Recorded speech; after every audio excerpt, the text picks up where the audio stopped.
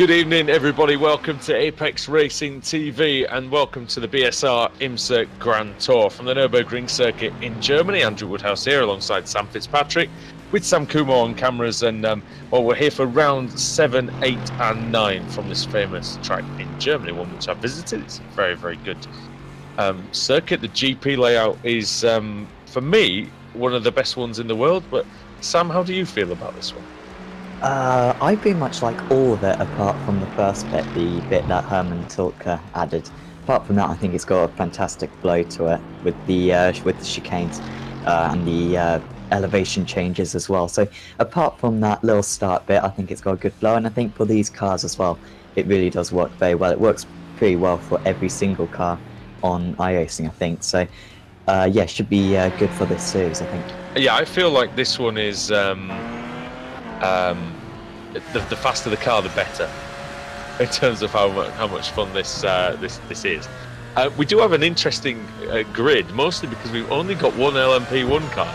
It's starting to look like the prototype class a couple of years ago at Le Mans, when there was hardly anybody there. But yeah, Lee Diemer's the only one who's actually out in the Porsche. So I guess well done to him for winning the class, Sam. We can already give him a round of applause for that one. Yeah, good news though is that we've got a lot of GTEs. We've seen a little bit of a struggle for GTE participation so far. I think three GTEs last time. We have got 5 today, so that's good to see. And a brilliant GT3 class as well. 8 GT3s out there, which I think is also a record. No Porsches as well, which is a bit disappointing, but we saw last time there was only 1 as well. So I think to me that would make it a stronger, probably a stronger series anyway. Maybe less classes is maybe a good way to go. Yeah, I'd say so. Yeah, 4 classes is a bit much on one circuit, whereas we kind of got 2 classes at plus an LMP1. And I think Lee Diemer, he's shown that he's quite responsible so far this season, so I don't think he's going to cause any issues for the GTs. Well, you'd hope not, since he's got the open goal, really, proverbially today. So all he has to do is make sure he finishes the race. He's just actually gone 3 seconds quicker than the time he had set in qualifying. 1:39.6 puts him on pole position. Colin Robinson is second in the Ferrari. Carl Hardy is third. Dave Christie is 4th, and Mick Barry is in 5th. Luke Clark is 6th in the Mercedes, and then it's 7th for Adam Broughton Grant. 8th for John Watson. I don't think it's that one. You never know. I don't think it is. Richard Warmingham is 9th, and then David Ayres in the Ferrari is 10th. That's wrong, isn't it? Sorry, that is wrong completely. I was looking at the wrong bit. David Ayres is 6th. Luke Clark is 7th, Broughton Grant 8th, Watson 9th, Richard Warmingham in 10th, Kimberly Rogers in 11th, Max Wright 12th, Anthony Jacobson in 13th, and Jim Flanagan brings up the rear in 14th place. So we talked about the arena section. We said that you don't particularly like it. I think it's okay. It's not my favourite. It's probably the worst part of the track, but you know, it's still decent. It's quite good for the racing, but turn 1's going to be the trouble spot, really, if we're going to get one. It's also going to be the main overtaking point on the track, isn't it? Yeah, our workmate Alex Simpson knows all about turn 1 going wrong. So in the Road to Pro Series, yes, he does indeed. It was quite funny. It didn't deny him the championship though. So yeah, so yeah, that can be a bit of an issue, and also that last chicane as well can be a bit of an issue as well. But he's going to end up coming in here in a minute. You do realise it. Just in the channel below. It's going to end up coming in. What do you mean? But yeah, we've got about 45 seconds before the gridding. Before the lights go out. I'm very sorry. It's been a long day. But yeah, Diemer, his mission is just to finish the race. Obviously, it is disappointing that we don't have more prototypes. Jumped in the car myself, if I had realised. That way I could have at least finished second for a change. Robinson leading the way in the Ferrari though. I think he looks pretty strong. He's 4/10 clear of Carl Hardy. Those two seem like they're the class of the field in that category. And then it looks very close in GT3 as well. Luke Clark, Broughton Grant, Watson, Warmingham, Rogers, and Wright within a second of each other. So here we go. Getting ready for the start then. Here at the Nürburgring BSR IMSA Grand Tour underway. Dima unsurprisingly gets away like a rocket ship, but Colin Robinson doesn't, and Carl Hardy's already into the lead, or at least challenging for it. Oh, Carl on the grass, and it's Michael Barry on the grass, and he's spun. But Robinson somehow through all that sand manages to get the lead. See one of the Mercedes, Broughton Grant's got off to a great start. He's ahead of all the Ferraris. Yeah, absolutely incredible start for Adam Broughton Grant. I was just trying to look back at that first corner instant, and just someone just seemed to get on the grass, and once you do that, you've lost all the braking power. But important now for Carl Hardy in the Ferrari to get past Adam Broughton Grant, because otherwise I think Colin Robinson, who got quite a poor start, could quite easily pull away. Oh yeah, he didn't get off the line at all. Well, did Robinson, but he used the chaos around him to good effect in order to retain that lead. But yeah, Broughton Grant, you know, he looks like he's holding up Carl Hardy, but actually, in fact, the next Ferrari, David Ayres, is down like near the back of the grid. Nearly all the Ferraris have had an issue on the first lap.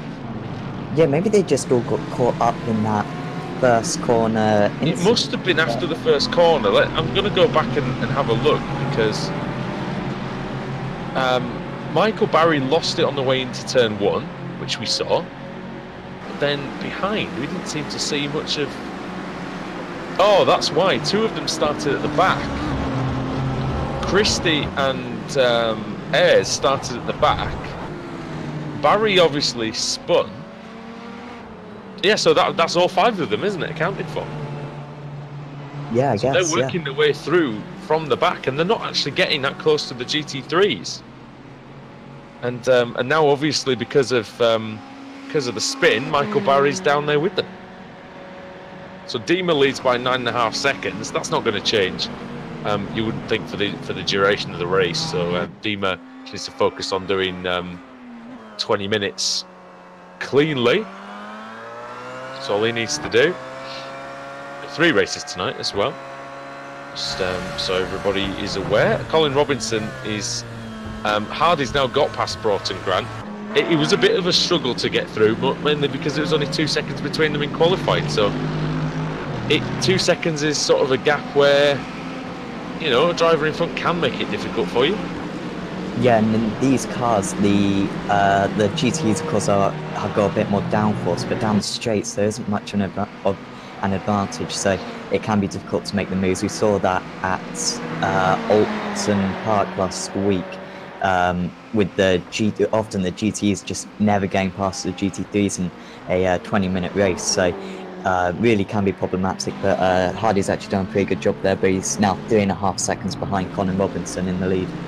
Well, looking at the GT3 field, and it's mostly Mercedes. Broughton Grant, Mercedes. Clark, Mercedes. Warmingham, Mercedes. Jacobson is Mercedes. Rogers, Mercedes. But then Max Wright's in the Audi, and Jim Flanagan, Mercedes. So in fact, everybody's in the Mercedes apart from Max Wright, who's picked the Audi. But the Audi has been strong this season. So are you surprised that more people haven't chosen it? Yeah, a little bit. I wonder if they had to make their selection before the most recent BAP came out, because before then I think the Mercedes was quite a bit faster. I think it's been too long. I don't think they will have made it maybe that long ago, would they? No, because it came out about 2 months back, didn't it? So yeah, it's a bit of an odd one, and I think Max Wright has probably made a decent decision there, and it might help him out in the series. He's close to Jim Flanagan, not quite close enough to make the move at the moment, but gotta watch out for Dave Christie just behind as well in the much faster GTE. Yeah, Christie making his way through steadily after starting last, I think, effectively. But he's just got to make the Scottish driver's just got to make sure he just picks the right time to get through the traffic, because he will get through, but it's just a question of doing it safely and doing it where he doesn't lose that much time. And that's through on Max Wright. Christie up into 9th place. I reckon some of the faster, looking at the qualifying times, Sam, I reckon some of the faster GT3 cars will probably put up a very good fight against those Ferraris coming through, because, I mean, Broughton... Yeah, Robinson's had enough. Yeah, he's, I think he's spun it all by himself. Let's have a look, where's that? That's into... Oh, so, yeah, middle sector of the lap, isn't it? And round he goes. Yes, I mean, that's the place where you can lose the car there, but because the curbs are quite high, so it can unsettle it a little bit. You've got that bit of like painted area as well, which is a little bit slick. Yeah, Colin Robinson, I'd be gutted about that, because he was going so well, and also, you know, he'd already had one slice of luck by doing a bad start. Christie round, is it? Yeah, down at is this going to be a moment with traffic? Oh, he goes into the corner.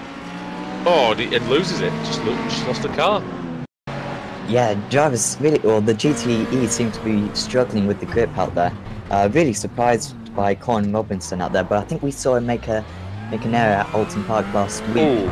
Actually, similar to that, and has something else just happened? No, I was just looking at Christie. He's really struggling on the brakes, because he nearly smashed into the back of Jim Flanagan just soon after that, at that spin that he already had. He's flashing the lights at the Mercedes. I mean, they're not going to make it super easy, because they're battling over position, Wright and Flanagan. So don't think they're going to just roll over and let the Ferrari go through. I think the Ferrari's going to have to make an overtake. In fact, Flanagan just lets him go, but loses so much time in the process. And then Wright loses absolutely no time at all. Oh, I say that. Oh, he's lost some time now. Oh dear, Christie going off. You know what, Sam? That looks like an absolute masterstroke from Flanagan, doesn't it? Yeah, absolutely. He must have got the crystal ball out, and because he looked like he saw it coming. Yeah, absolutely perfect for Flanagan, and yeah, Max Wright drops below him. And the one thing I don't enjoy, by the way, on this circuit, this layout, right, is that they once again aren't using the NGK chicane, and to me, it's a great overtaking place on the circuit. And it just means it reduces overtaking to just a couple of points on the circuit without that chicane. Yeah, that chicane, you can't go too wide into there. You've really got to sort it out way before the corner, otherwise you're guaranteed. Or you sort it out in the corner and it doesn't end well. Yeah, all that. Just looking near the front, Luke Clark now within 4/10 of. Got a move going on. Sorry, Wright's trying to go past Flanagan. No, it's all right. The wheel to wheel though, going into the forward curve. Wright's trying to go around the outside. Flanagan's trying to fight back. The Mercedes just gets blocked off a bit there. And Max Wright through. Let's just see if Flanagan can do anything into the Dunlop curve. I think he's too far behind. May have a go. No, he doesn't. So that's Max Wright through up into 8th place. So yeah, that was a really good closing in, is he? Sorry. Yeah, sorry. Luke Clark, he's just dropped back again. He got within about 0.3 of a second. I think he just made a small error earlier on in this lap, and it's just dropped him back to about a second, a little bit wide for Luke Clark onto the gravel. You can get away with that, but he's lost another 1/4 of a second there. And yeah, struggling a little bit out there. Oh! Sorry, that was so close. Rogers and Robinson going through the kink where the DRS zone is, and almost wiped each other out completely. Yeah, that's so awkward when you've got different cars, because you got to agree who's going to go where, and often there can be a miscommunication, and yeah, that nearly caused them taking each other out down the straight there. They were so lucky they didn't make contact, because that is a place where you do not want to have any. We lost John Watson. He's out of the race. I think it was a collision with. Well, it was with one of the Davids, I believe. I'm not exactly sure who it was. I will just go back and check. I think it's going to be. Oh, I don't know. He's just parked it up. Let me see what anything happens on lap 1. Gets away cleanly. It's a little bit of damage from the. He did collect Michael Barry slightly. Yeah, Mick Barry's just had a bit of another spin actually. Just lost a couple of positions to the other GTE, so that's a bit problematic for Mick Barry. But yeah, got back underway and just behind David Ayres and Dave Christie now. Ah, so he got absolutely rogered by did John Watson by David Ayres into the chicane, the fast chicane. Ayres missed his braking point by a country mile and absolutely smashes him. So yeah, just a mistake by Ayres. And Watson, well, he'll be back for the next one. There's 2 more tonight, so he'll have more chances. Colin Robinson's trying to get through on Luke Clark so he can chase after Carl Hardy again. What is the gap between those two? It looks like it's about 7 seconds. Yeah. So he's got time, hasn't he? If he, you know, he's well, I say he's got time. He's not got that much time, I don't think. But if he gets a wriggle on, he might have a chance. He was very quick at the beginning. Yeah, we don't really know what his pace is because he's just been bottled up behind Luke Clark so far. And Clark taking, you can take a lot of different lines there, but it's just so difficult around here to make the move because there's so few major braking zones. And in the major braking zones anyway, the GT3s are actually bets on the brakes because they've got ABS, so it is very difficult for the GTEs anyway through here. We've seen all race that the GTEs have struggled on the brakes, and it's proved your point exactly, the fact that they don't have the ABS braking. So it's, we saw it at the start with Barry, we saw it with Ayres just in that accident on in the first couple of laps. So yeah, you've got to be confident when you get there. See if Luke Clark can see if he can get on through. Not Luke Clark, sorry. Let's see if Robinson can get through on Luke Clark. Clark's not that far behind Broughton Grant actually again, Sam, and Broughton Grant making a slight mistake, so drawing them in towards him. Yeah, what Clark could do is do a bit like what Flanagan did earlier on, kind of let Robinson pass now, and then try to follow Robinson through past Clark. Yeah, follow him as closely as possible. So, and he's really close down on this lap, has Clark. The only issue we've got with that, though, is the only issue you have with that, Sam, if he does do that, is he's basically just still going to end up 4th, isn't he? Oh, I think he'll just want the win in the GT3s, to be fair. I think he's I think you're right. On Adam Broughton Grant, and he is so close now. He's closed him by a second on that lap. So all of a sudden, Broughton Grant seems to really be a little bit slow, and Luke Clark going for the inside. Now there's no. Oh, Broughton Grant's lost it. He's lost it, and he's collected Luke Clark a little bit. Oh well, that's Clark. Clark now up into 3rd. So when it's worked out well for him. Yeah, that was a tight move there. I don't know which way to call that one, but it's not how we drew it up, that's for sure. But it definitely it put the pressure on Broughton Grant though, didn't it? And he cracked in that occasion. Yeah, absolutely. In fact, I think Broughton Grant may have lost it by himself. So no, I think he did. I think it's more down to.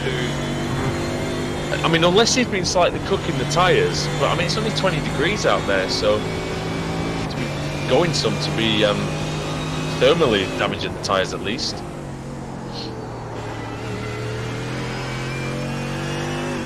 And Robinson right back onto the rear of Clark now, and I think he might have a chance there going into the kink. Not quite, and he just doesn't have the straight line speed. The GT3s are faster at the end of the straights. Yeah, and yeah, it's similar pace again, isn't it, of the two classes?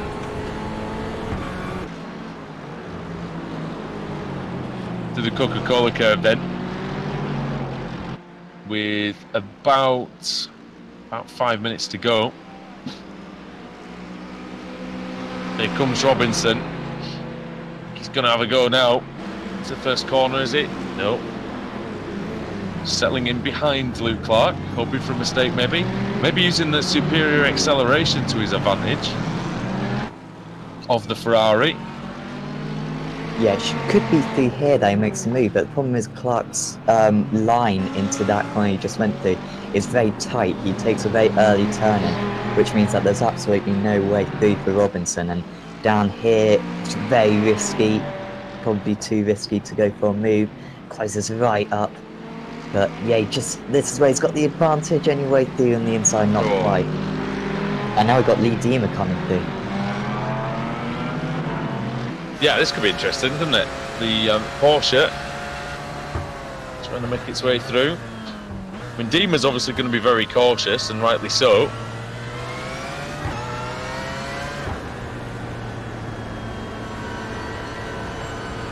Robinson still can't get through. There's a 2 or 3 seconds gap between the two drivers in qualifying, 2.5 seconds. But it's a good defence by Luke Clark. Oh, and he takes his normal line. Sort of balked Robinson there for a second. And now here comes Diemer. And Diemer is doing a very sensible job of just staying put, really. Clark stays ahead under braking. Yeah, just about. He's doing a good job of defending, he really is. Yeah. Staying ahead of the car that's 2.5 seconds a lap quicker. It proves, though, that you can defend against pretty much anything when you... not against the Porsche, though, as you can see. But as it laps the pair of them. But when you drive a good lap, nail your exits, you know, you're going to be a difficult one to beat. Yeah, absolutely. And if you can just keep Robinson behind, it'll keep Carr's distance to Adam Borton-Grant, who's the driver he's mainly concerned about. So this could be a good tactic. He's just got a car in the way, and I don't think Robinson's going to risk anything now, because we've only got, what, 2.5 more minutes to go, and Carl Hardy is a good 12.5 seconds up the road. Yeah, I was going to say he leads by 12 seconds. So Clark's not going to want to throw away the class win with the tangle with Robinson. So, differing motives here. Robinson, I mean, in fairness, Robinson doesn't really need to pass Clark either, because it's not going to change it really for him. He's too far behind Carl Hardy. No, and if anything, he wants to be a little bit further down, because then he'll get higher for the reverse grid. So, you know what? That actually does make sense, doesn't it? Because it won't affect his points, but it will affect the grid position. You're right. Yeah, if it's one less GT3 to pass, obviously, then you know, why not? As we've seen so far today, and off the line, I think the GTEs are a lot slower. So he may as well just let these 4 GT3s behind him pass, and yeah, you'll have a good starting position for the second race. See then, into the last couple of laps here on the Nürburgring BSR Grand Tour, and we'll have Sam Fitzpatrick, Sam Kumar on cameras, bringing you action from round 7 of the season. Clark still stays ahead. At this point, though, Sam, I'm not sure Robinson's really wanting to go through here. I think it's almost looking like he's declining the moves into the first corner, because I think the first corner is a pretty easy one to... Well, it's an easy one to at least get alongside on, so... Yeah, he always gets very close into that first corner. Nearly goes into the rear of him there. Wow, that was a little bit of... I think he locked the brake slightly there, that ABS, or lack of it. Yeah. Really costing Robinson again. And yeah, nearly made contact with Luke Clark. Adam Borton-Grant now a second behind Luke Clark. Those are the Well, he's still interested, isn't he? He's still going to be definitely interested in this. Is Borton-Grant, because all it takes is one mistake. We saw it earlier on, and you know, it might manifest itself again here. Who knows? I think this is the last lap, is it? He's definitely closing it in, Borton-Grant. He dropped back to 2 or 3 seconds behind. He's now, just, like you said, 1 second. Here's Robinson again. Now, does Robinson want to... The thing is, I genuinely don't know whether he can get past Clark or not, but even if he can't, surely he'd rather try and maybe get away from Broughton Grant, who's going to be wanting to attack them both. Lee Deemer's coming through then. Coming through the final corner. He's going to take the checkered flag for race 7 of the season. Lee Deemer wins the race. Of course he does, I suppose. But well played to him. Still finished the race. Carl Hardy in second place. And then this battle, Luke Clark coming across. He's going to be the victor of that little scrap and the victor of the GT3 category. Carl Hardy takes GTE. Good competitive race, Sam, and I think more of the same tonight, surely. Yeah, I think so. I think we were denied a good battle between Hardy and Robinson there. I think those two are actually quite even on pace.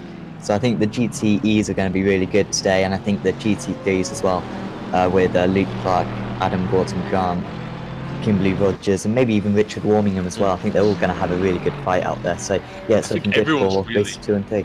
Sorry, I think everyone's really evenly matched in that category, so we should see it. Lee Deemer wins then. Carl Hardy wins GTE. Luke Clark wins GT3. Colin Robinson, 4th overall. 2nd in GTE. Adam Broughton-Grant, 5th overall. 2nd in GT3. Kimberly Rogers gets on the podium in GT3 as well in 6th. Richard Warmingham 7th. Max Wright 8th. Dave Christie was 9th. He's 3rd overall in GTE. Jim Flanagan in 10th. David Ayres 11th. Anthony Jacobson. Maybe Jacobson. I'm not sure. You have to tell us that one. In 12th. Mick Barry in 13th. And John Watson we lost earlier on after that crash. Oh, after being hit by David Ayres. So, Sam, we've got the reverse grid wheel, but I feel, Mr. Kumo, it might be a little bit academic on this one. Yeah, it's going to be very professional looking here. Just give me a moment. Okay, so I will hit this 3 times and then the are the numbers small enough is the question? No, because the normal grid, reverse grid wheel broke, so I will have to use this website this time. Okay, so I will randomize it 3 times and the number on the top, that's the number we get. 1, 2, 3. And it is 8. So 8 belongs to Max Wright, and that's what Sam was saying really, about everyone pretty much down to him. We got a really good chance of winning race 2, so we'll see how they get on when we get back here on BSR, on Apex Racing TV for the BSR IMSA Grand Tour. See you in a bit.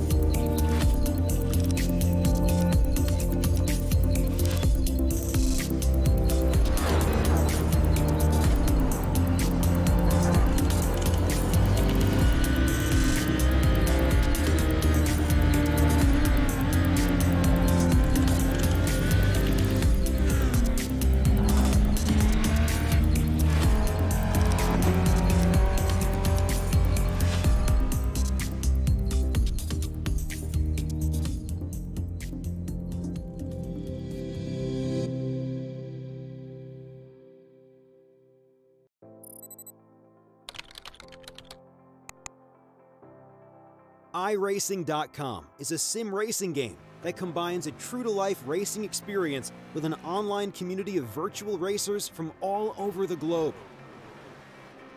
iRacing offers a multitude of officially licensed cars and tracks, laser scanned with millimeter accuracy. Their car models and mechanical systems are based on real-world physics and engineered in cooperation with manufacturers and race teams. iRacing's web-based interface allows members to compare stats and test drive any combination of car and track instantly. Their skill license system ranges from rookie to pro, ensuring members are always pitted against those with similar skill sets. Members are able to sign up for a weekly race series, compete in time trials, host a private race with friends, and participate in racing leagues created and run by the community.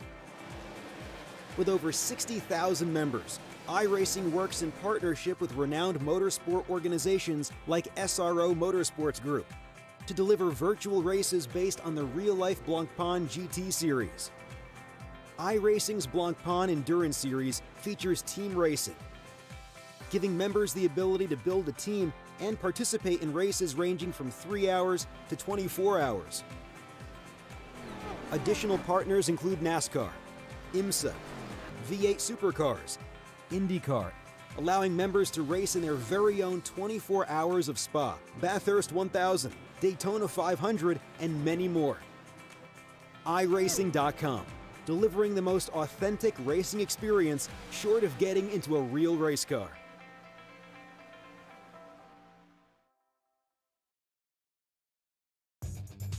Simulated racing can be awesome, but can also be kind of a free-for-all.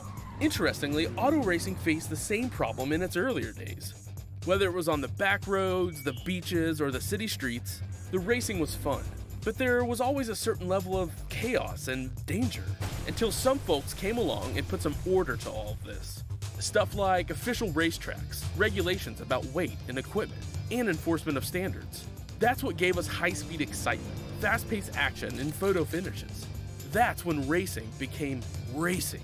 The guys over at iRacing.com have made the same transformation in the world of sim racing. Sure, they've got the most accurate tracks and realistic cars out there, but that's just the start. See, iRacing analyzes the performance and results of each driver in every race, so you can be sure you're always placed in races where the competition will be tight, and that those reckless drivers who ruin it for us all are kept in the pits. Not to mention that with over 45,000 active members already in their vast community, you can find races day and night, so you can always get in on the action. You can even join a league of your favorite series. And since updates are always automatic, you don't have to worry about software and can focus on the track. Zip up your fire suit and check out iRacing.com.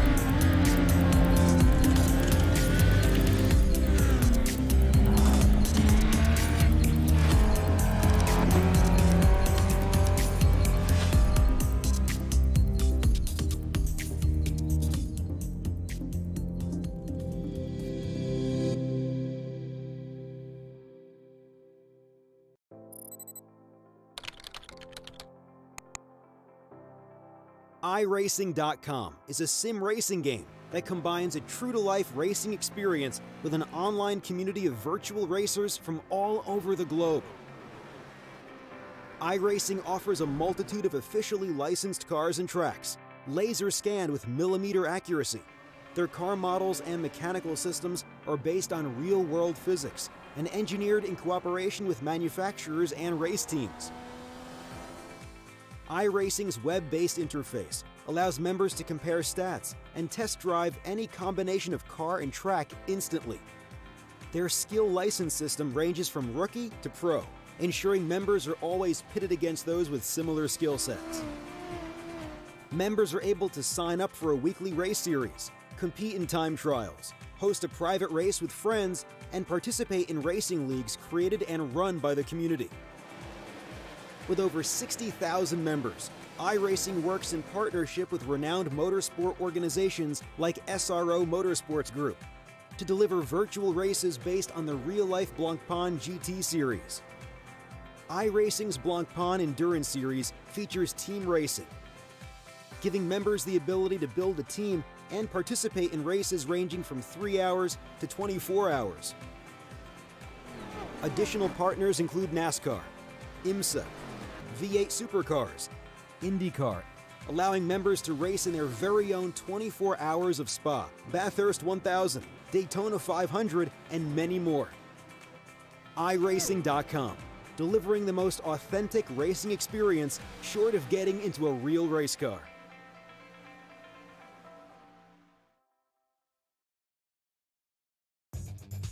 Simulated racing can be awesome, but can also be kind of a free-for-all.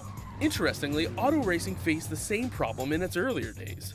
Whether it was on the back roads, the beaches, or the city streets, the racing was fun.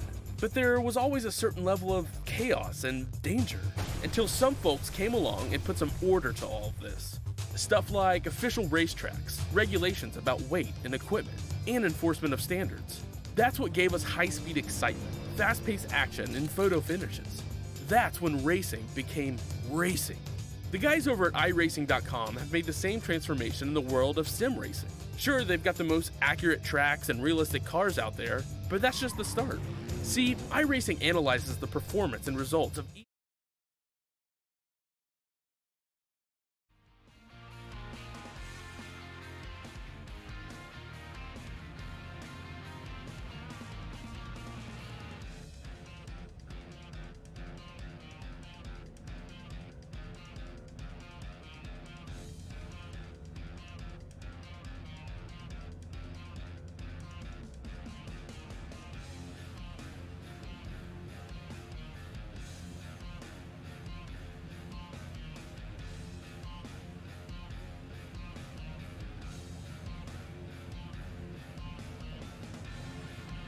Welcome back to the Nürburgring for the BSR IMSA Grand Tour.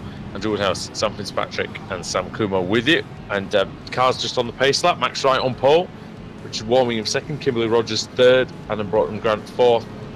Then it's Colin Robinson in the GTE Ferrari. Then it's Luke Clark sixth, Carl Hardy seventh, Dave Christie eighth, Jim Flanagan in ninth, David Ayres in 10th, Anthony Jacobson in 11th, Michael Barry in 12th, John Watson 13th, and Lee Deemer will be starting at the back as he won race one. In fact, he might not be starting at all. Probably should start if he wants the points, but we'll see as we're ready to go. Green flag flies. We are away. Max Wright gets a decent start in the Audi. Warmingham and Rogers squabbling over second place. Rogers deep into the corner. She might take the lead here into turn one, but Wright goes all the way around the outside. Rogers side by side with him, but Wright just managed to use that extra momentum to get through. Ferrari's looking Warmingham off, and Sam, I think that might have been on his own, was it? Yeah, he just locked up the rears. I think it was Colin Robinson who was going around the outside of him. Just scared him off the track almost, and Robinson up into second now. Happens sometimes though, doesn't it? You see a car just come out of nowhere and you just sort of go, oh hell, what am I doing? And then something like that happens. You can snatch a break or something like that. Yeah, absolutely. And Adam Broughton Grant and Luke Clark just side by side. Broughton Grant just ahead. They'll side by side through the first section. Down the inside for Broughton Grant. There's going to be contact. And Broughton Grant just about holds on. That's a big move because those two were the two fastest GT3s in the first race. Yeah, well, those two were very close to each other in the first race as well. So, yeah, Luke Clark's not going to like that Broughton Grant has got in front. So good move there by Adam. Oh, off goes right. Might give Robinson a chance to come through. In theory, Robinson should get to the front here. Because he is the quicker driver. Well, the quicker driver in the in terms of the car he's driving, at least. Yeah, and Carl Hardy going around the outside of Kimberly Rogers. That's big for Hardy. So Hardy up into third overall and second in GTE. So a little bit wide as well. Oh, and that's Luke Clark going. You can't go that wide on those curbs. The curbs around here are vicious and they're really slippery as well. So if you've got the low ride height as well, like he might well do, absolutely. then it could potentially high centre the car. So and then send it into a spin. Oh, Mercedes battling into turn one. Broughton Grant, Rogers. Oh, and then somebody's been hit up the arse. That is Flanagan into Luke Clark, I think. There. Yeah, all concertinaed. I think Carl Hardy made the move on Max Wright for second overall, and everyone just got held up behind. And those GT2s are so close right now. Adam Broughton Grant looking for a way past Kimberly Rogers, who was so quick. When you say everyone got held up, it pretty much was the next 6 cars, wasn't it? They nearly ran into each other. Yeah, Broughton. The more pressure from Broughton Grant. Rogers with third in the class in race 1. Did Dima take the start, did he? Oh, he has done, yes. So he's now coming across the line to finish lap 1. He may have started from the pits, actually. Maybe to give himself a bit of a challenge. It's like Adam Broughton Grant just giving Kimberly Rogers a bit more of a tap, and now side by side going into the Schumacher S's. You cannot go side by side here. Oh. And smart from Adam just to back out, and now he's under pressure from Luke Clark. It's not clever. No, it's not. No, it doesn't end well usually either. As so Rogers maintains second in class. Broughton Grant and Clark fighting this eternal battle. There's a car off in the background. I think it might be. It's not Watson. It's Jacobson. He's gone off. Let's see what happened to him. Oh, it looks like he collided with John Watson, and as a result, as he hammered the brakes, Sam, in order to try and get slowed down, he went off onto the grass. Luke Clark and Adam Broughton Grant side by side. Clark went round the outside in the final chicane. Wow. Oh, and that's Adam Broughton Grant just losing it again, and Clark's just got ahead. Here comes Flanagan. Jim Flanagan trying to get through, trying to take the opportunity. Presents itself to him. Hard on the brakes then, into turn 1. Good job by Flanagan, good move. Goes through.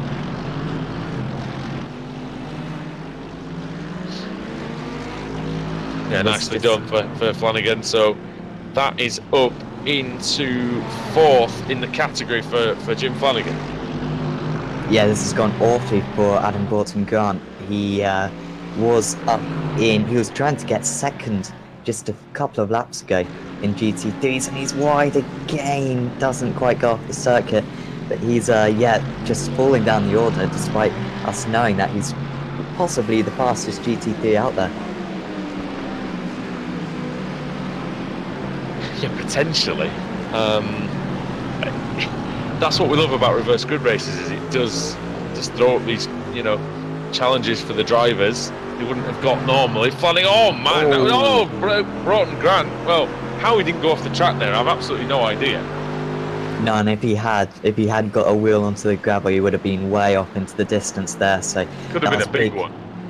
Yeah, and this past lap has just been atrocious for Adam Broughton Grant. Not totally his fault, just really being unlucky in his race car. And now he's right on the tail of David Ayres in the GTE. He's trying to get past Jim Flanagan, but I think Broughton Grant fancies a move on him. Yeah, well, he's having to think about it, isn't he? And into the fast chicane. David Ayres, who didn't cover himself in glory in race 1, but seems like he's on course for third at the minute in category of GTE. Flanagan. Oh, this is the difficulty when these faster classes are coming through, and Broughton Grant has to dive out of the way as Ayres almost got caught up with him. Yeah, Grant may fancy his chances around the outside. He'll have the inside for the next corner. Oh, so close. nearly contact. And who's that just trying to get in on the scene? That's Is it John Watson, I think. Yeah, but that's big for Adam Broughton Grant. Got past Jim Flanagan. So the situation for Broughton Grant got slightly better. Watson braked on the grass and very nearly crashed. Carl Hardy's had enough. Down at the... Oh, yeah. Is that the Dunlop curve? Yeah. Dunlop curve, yeah. Oh, he's got... It's one of those really useless accidents, isn't it, that you have at the Dunlop curve. Well, not accidents, but offs that you have at the Dunlop curve where, because of the nature of the corner, you get on the gravel and then you feel like you're miles away from the track. It takes you ages to get back on. Yeah, I think it's lost him about 4 seconds, so now 8.5 seconds behind Colin Robinson in the lead. So as long as Robinson doesn't make another error like we saw in the first race, he should be okay. Robinson's actually set a really good lap time. In the grass. So, who? Broughton Grant. Broughton Grant. No. But to him, that's at Ford. That's at the Ford curve, isn't it? And he's lost it by himself again. Just touched. Did he touch the? Oh, just on the. Wow. That is really strange. He just turned it in. And he turned in as normal, and then he just lost grip in the middle of the corner. Yeah, it's really weird. It didn't even look like he was on the power. No, or near the curbs or anything else. The perfect driving line. Looked okay on the inch. Well, he straight away pretty much lost it. So that's really weird. Maybe an issue with his setup there. I'm just gonna go back on board with him and just see if I can tell what he was doing with the car, with the throttle.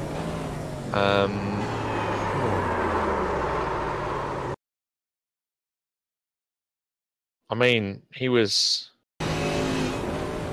like he was trying to coast it into the corner. Occasionally you get a loss of grip doing that, but I'm very surprised that it did that just as he was didn't look like he did anything silly or anything with the car, so we don't get that at all. No, very unusual. John Watson is right on the tail of Jim Flanagan now. So Watson's actually made his way up to the field, I think. Yeah, he started 13th up into P9, whereas Warmingham started in 2nd. Yeah, Watson was absolutely wiped out in race 1. Yeah. 4 positions gained in this one. Bit of a dodgy line through the Schumacher S, but seem to have got away with it without any dramas. Car 44, hashtag blessed, of course. He'd probably say that they've got the best fans here, Sam, at the Nürburgring. Yes. And he's on the grass as he's trying to do a Dale Earnhardt Sr. He's trying to get past Flanagan on the grass. He has done it. Oh, well, I tell you what, having seen what's happened to everybody else in terms of, just slightly touching the grass and spinning or whatever, that is a brave thing to do. Oh man, if you got Sam, Mr. Kumar, I hope we can get an on-board shot of that, of him going through on the grass, because that's ridiculously brave. Probably slightly stupid, but he got away with it. Yeah, I'd say 60% stupid, 40% brave, but yeah, it's a good effort, to be fair. Really don't know what he was doing there. Flanagan actually lifted off because he was almost certain John Watson was going to crash into him, as all of us were. And but Watson... He actually went past him on the grass. Unbelievable. That's my terrible John Watson impression, by the way. Oh, Luke Clarkson for the lead of the GT3s. Yeah, somehow. How's that happened? What's happened to Max Wright? He's down to 3rd. Just slowed down. Did he get a slow down penalty? Oh, he must have done, because he can pick one up in the first part of the lap. I'm just going to look back to see if he get one in the second part of the Ford curve, did he? Surely not. No, I think it must have been earlier than that, I think. must have been end of the arena section maybe. I'm looking back. Yeah, I think he was 4 wheels over in turn turn 3. Yeah, he was 4 wheels. He was 4 wheels over the white line on the inside of 3. Yeah, I think he served it. I think he served it in a fairly sensible place, but I think he was trying to get it served on the way into the next left-right, and just couldn't get it done in time. No, it's super frustrating. Track map up because I'm pretty sure I'm butchering the corner names, because I feel like I've got a couple of them wrong. Let me see if I was correct. Oh no, the Ford curve's the second part of that. That's the second part of that fast left-right. So right, okay. So yeah, the first part is Valvoline curve, then the next one is the Ford curve, and then it's the Michelin curve is the one at the back of the circuit, the one before you go to the DRS zone. So there we go, finally got that one right. So Clark leads by 1.2 over Kimberly Rogers, and then Max Wright, who was going along really, really nicely in the Audi, just seems to be dropping off even more now. I wonder if he didn't properly get the slowdown served and he had to back off again, even after they went through. Yeah, maybe it was just, maybe he got it down to like a 10th, and then all of a sudden it went back up to like half a second and he just had to stand on the brakes, otherwise he would have got a penalty perhaps. I mean, either way, it's not what you want. No, absolutely. Even if he didn't have another penalty. Lee Deemer's trying to come through as well. Deemer's got 5 minutes to make up 32 seconds. And you know what?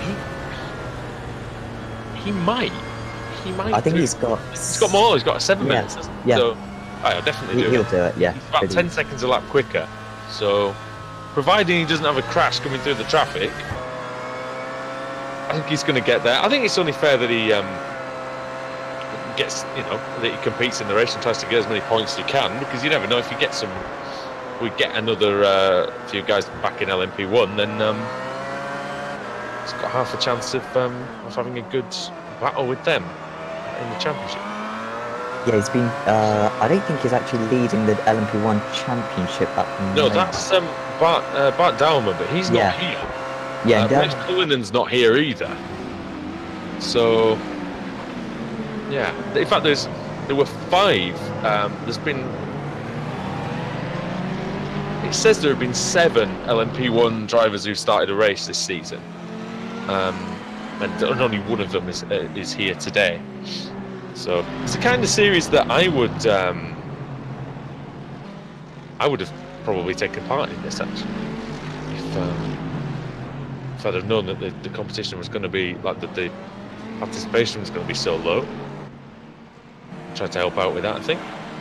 Roger's getting close to Clark now, though, for the class lead in GT3. Yeah, we missed Clark's move on Rogers earlier on. I think he made the move whilst we were watching John Watson with his miraculous dirt overtake. So the rallycross layout, yep. But I doubt it. Well, I doubt it was as good a move as that. But yeah, Rogers within 4 tenths seems to be a bit faster. Does Rogers 7 tenths faster on that last lap than Luke Clark? And yeah, I think Kimberly's looking good for this one. Was really quick last week, so I think won 2 of the 3 races, and really was faster than anyone else out there by quite a considerable margin. So yeah, I just maybe not getting the hang of maybe not just liking the track too much in qualifying then maybe, and yeah, and to be honest, in the first race didn't seem like she had a lot of additional pace there, but now she's got a sniff of the win as Deemer flies through in that bright yellow Porsche. Really see it coming a mile off. Yeah, because Rogers' qualifying lap was only like a 52. What was it? It was like a 52.4. So she's about 4 tenths slower than the pole sitter, I think. Yeah, I don't think she had a great qualifying last week either. I think it was races 2 and 3 which she won, and race 1 just trying to make her way up through the field like earlier on. Oh, so it's close now. Well, if she's anything like me, then should be. Then I mean, I'm a chief bottler of qualifying. Like I'll either put an amazing lap in, or I'll get no lap in. That's kind of how my qualifying kind of goes.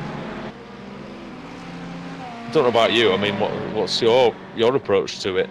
I'm just always slow, I feel. I don't usually get so invalid laps. I'm just never that quick, but you know, it makes the race more fun, so That's true. That's my mindset, that's why I'm so slow. But yeah. That's what you keep telling yourself at least anyway, when you get the slow time on the board. Thing is, right, I was always taught you do one banker lap, which, you know, and then you go for it on the second lap. I always seem to just make one little silly off track or something on the banker lap, and then I've only got one, maybe one lap to get a good one in, and I feel like, yeah, I'm just a bit unlucky like that. But what can you say? Dima's now 23 seconds off the lead. In fact, we're about to get another reading on the lap time. On the. In fact, wow, he's not 23 seconds off the lead this time, is he? Look at him. He's already crossing the line at 15 seconds. What, about three laps to go? Maybe 2? Yeah. Well, I mean, what were the lap times? 42.7 for Dima, 51.0 for. You know what? It's not. Oh, Max Wright's had a collision with Mick Barry. Oh yeah, and the Audi's destroyed. Look at it. Oh, and he's. Oh no, Max, that's rubbish, man. That's rubbish. He's let it roll into the track and he's taken out Broughton Grant. That's rubbish, man. You've got to get it off the. You've got to either hold your. You got to hold your brakes. If you're not going to hold the brakes, at least have a look. I mean, he's a good driver, is Max, but that's poor. Got to call that one out. Broughton Grant stopped as well. He's out of the race. Yeah, just bad. I didn't even see the original collision, actually, so I'm going to go back and see. Let's have a look. Is it on the exit of the chicane then? So. Yeah, exit the chicane going into the final. Oh, so Wright has completely messed up the fast chicane. He's clobbered the sleeping policeman, and he's gone. He's braked on the line there. What's he doing? Maybe just trying to straighten it up, but he's braked on the racing line, which has sent Barry into him, and it sent Dave Christie into Barry. That is a cluster. That is really. I'm afraid from all aspects. What's that, Sam? Sorry. Well, he's got a new car and he's spun it at the exit of. Oh, the exit of turn 1. Yeah, it's just bad. That's not what we used to seeing from him, really. He's close to Clark. 3 tenths between the leading GT3s. I think this is the last lap. So probably Dima's coming through the middle. Middle sector is coming through the curve now. Go on, Colin, block him. No, he's yeah, right. You'd end up in outer space if you tried to block that thing coming past. It's quick. I mean, when I was in the Audi versus that thing, it was very quick getting off the mark. I was lucky enough to see those cars live as well a couple of years ago, and the Porsche was just like a rocket out of the corners. It was crazy. And then, but yeah, the Audi whistles along like a almost silent vacuum cleaner, but it's damn good. Oh, Dima's crashed. Dima's crashed. Sam, I can still win. He's gone through the.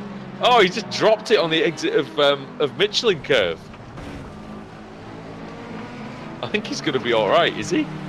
I don't know. Here comes Robinson into the chicane. I think Dima's going to take it, but it's going to be pretty close. Oh, I don't know. Any battery? That's the question. Going to defy it all on the line. Can he catch up?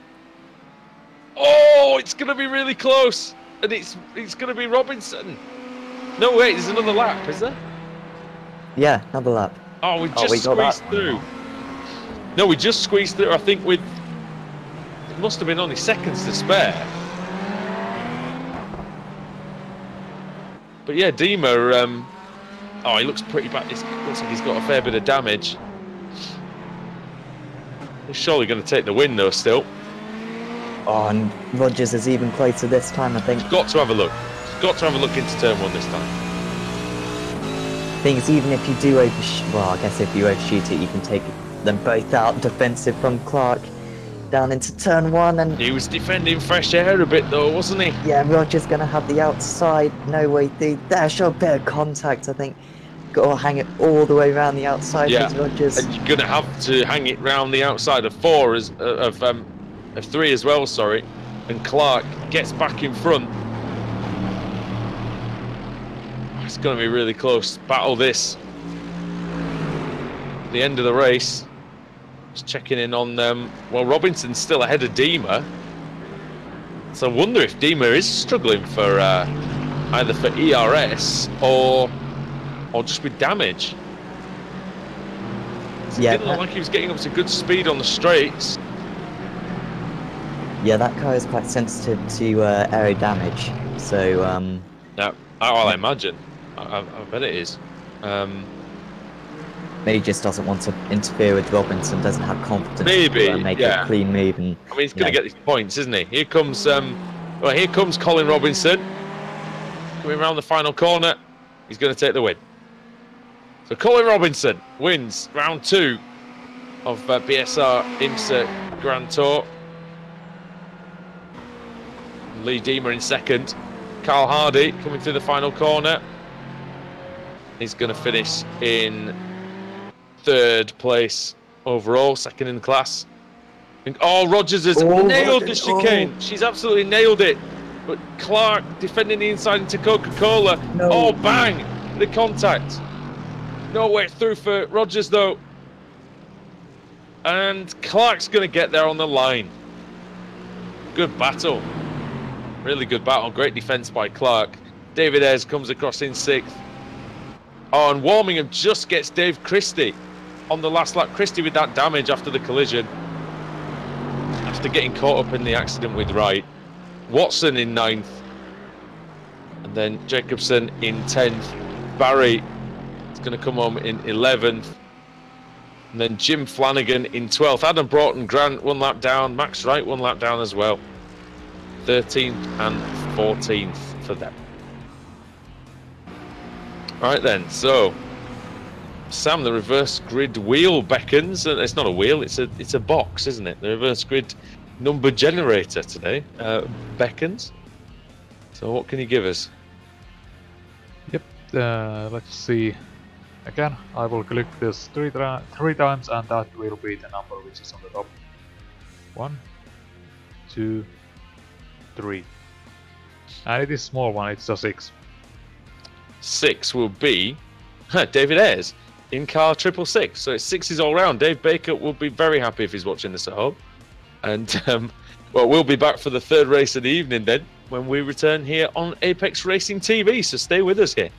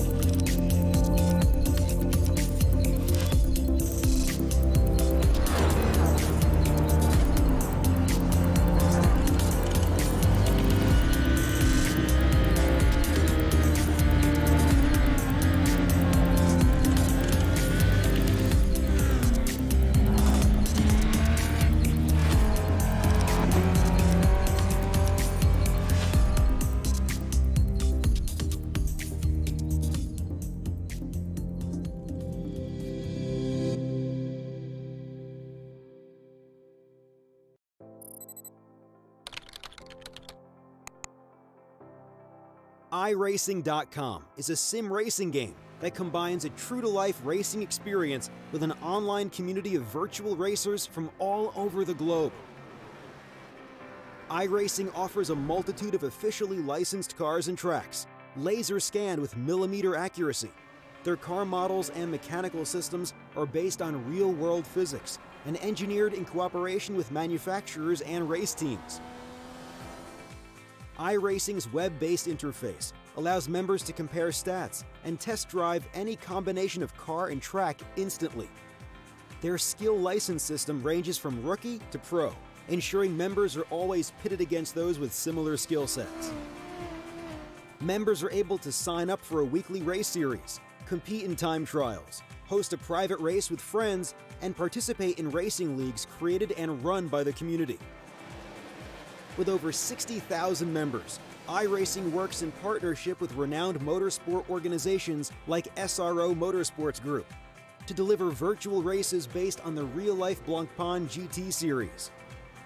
iRacing's Blancpain Endurance Series features team racing, giving members the ability to build a team and participate in races ranging from 3 hours to 24 hours. Additional partners include NASCAR, IMSA, V8 Supercars, IndyCar, allowing members to race in their very own 24 hours of Spa, Bathurst 1000, Daytona 500, and many more. iRacing.com, delivering the most authentic racing experience short of getting into a real race car.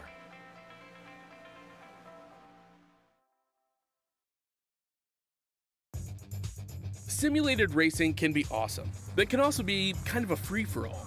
Interestingly, auto racing faced the same problem in its earlier days. Whether it was on the back roads, the beaches, or the city streets, the racing was fun. But there was always a certain level of chaos and danger, until some folks came along and put some order to all of this. Stuff like official racetracks, regulations about weight and equipment, and enforcement of standards. That's what gave us high-speed excitement, fast-paced action, and photo finishes. That's when racing became racing. The guys over at iRacing.com have made the same transformation in the world of sim racing. Sure, they've got the most accurate tracks and realistic cars out there, but that's just the start. See, iRacing analyzes the performance and results of each driver in every race, so you can be sure you're always placed in races where the competition will be tight, and that those reckless drivers who ruin it for us all are kept in the pits. Not to mention that with over 45,000 active members already in their vast community, you can find races day and night, so you can always get in on the action. You can even join a league of your favorite series. And since updates are always automatic, you don't have to worry about software and can focus on the track. Zip up your fire suit and check out iRacing.com.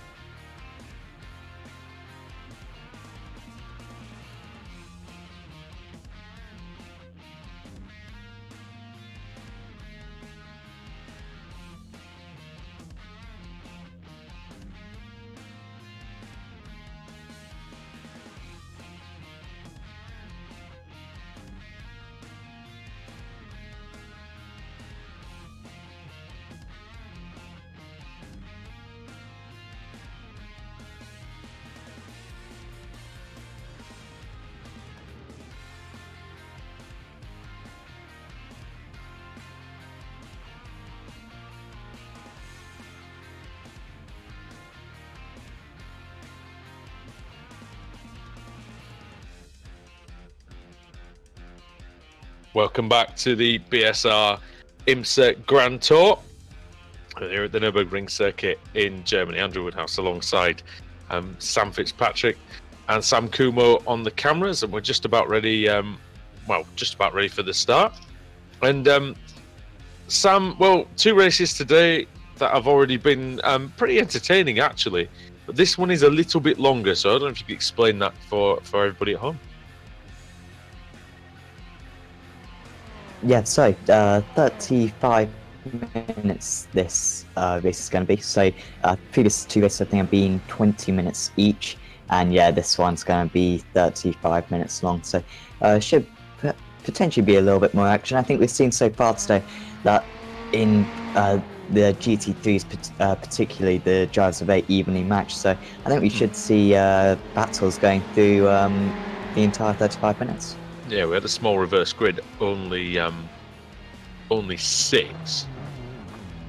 But I suppose that just makes it again. We're just going to have those fights between the top drivers in each class again, and hopefully we can see some really good scraps all the way through the field. I've had to exit the session and come back into it, so I'm not quite back in yet. But what we're seeing out there in terms of the track temperature and things like that. In this session, 20 degrees, so I'm not sure if it's fixed. But so it's back to the cooler conditions. It was 25, I think, in the second. Oh, right, okay. Yeah, so plenty of grip for the drivers, but the track has moderately high usage. So it was a bit odd, actually, earlier on. Not sure if there was perhaps a little bit less usage, but we saw a lot of drivers just losing grip kind of mid-corner, and that's usually a symptom of either high track temperature or low track usage. So not sure if the conditions have changed, but maybe it's just that this track is particularly slick, because we've seen a few times the GT3s and the GTEs just losing the rear kind of quite randomly midway through the corner. It's quite funny. It's not as if in some of the corners there's any real gravel or dirt to drag back onto the track, where we've seen some of the accidents and spins and things like that. So yeah, some strange incidents around. Would you be able to take us through the grid for us? I don't currently have the grid up. I think it's only when they actually start lining up from the grid. Oh, was it not actually gone 10 minutes yet? Sorry. No, not quite. I think we've got about 5 more seconds to go. So oh, well, there we go. I'll take you through the grid once it's loaded up. Of course, a reverse grid of 6 drivers from the previous race.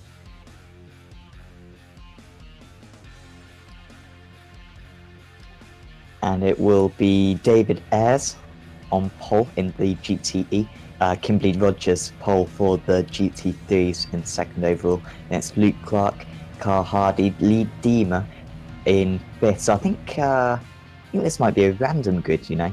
Oh no, so yeah, it is a top set. It was supposed to be the pole setter, yeah. Yeah, so Lee Deemer in 5th, Colin Robinson, who won the previous race, in 6th, so it is correct.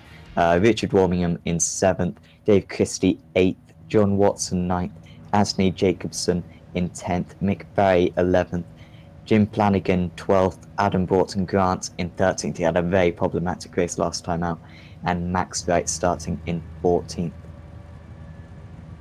Right, well, not long to go then until we start the pace lap.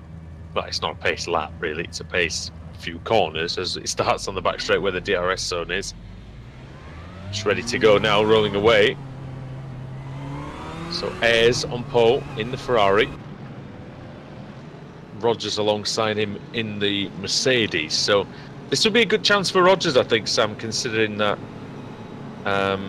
she did look quick versus Luke Clark in the last race, and actually now has got a Ferrari between her and car number 5.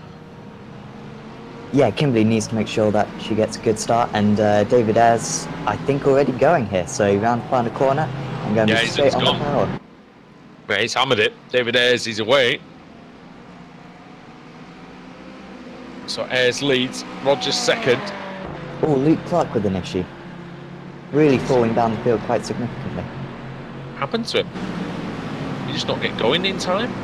Wasn't it? Yeah, that was bizarre. Gets round the final corner and misses a... could he have got he could have got a slowdown on the pace lap, couldn't he? Oh, maybe, yeah. I mean, I don't know if that's even. I don't know if that's possible.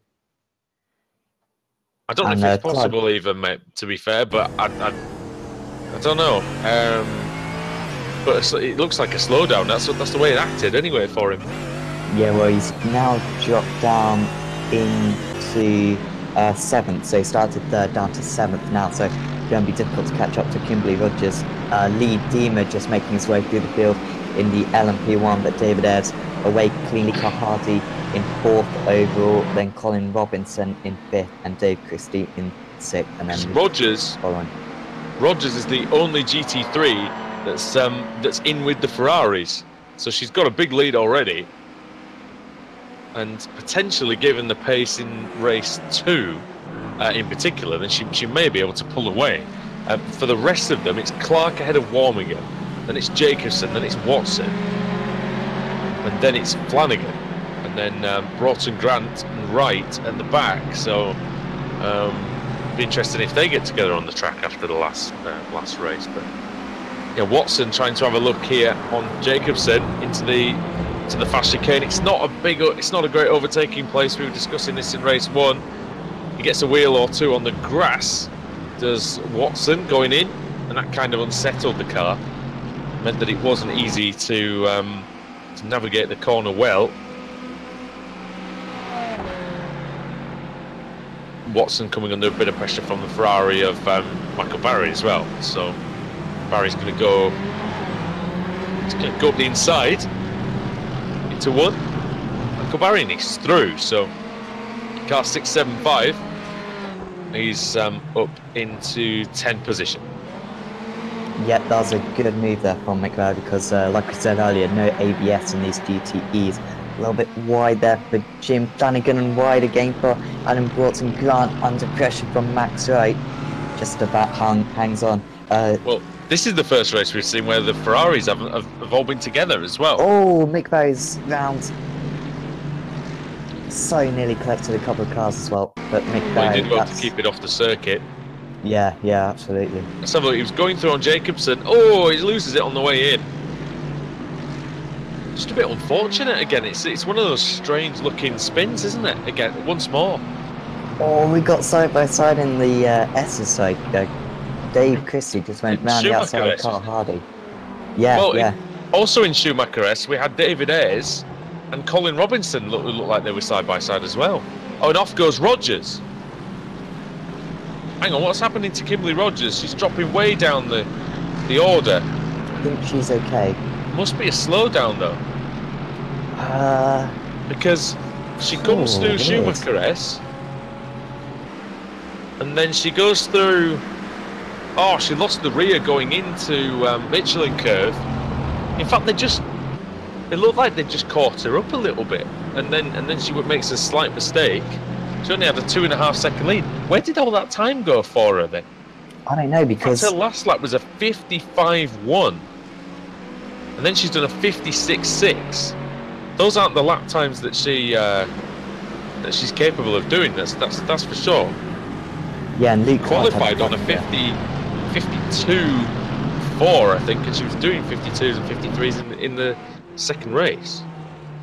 Luke Clark has such an awful start, dropped a few positions down to P7, back up to first in GT3 now, so it is really weird. Nice. Richard Warmingham in 2nd, Kimberly Rogers in 3rd, Colin Robinson, by the way, really close. Oh, I thought he was going to go for a move down, David Ayres.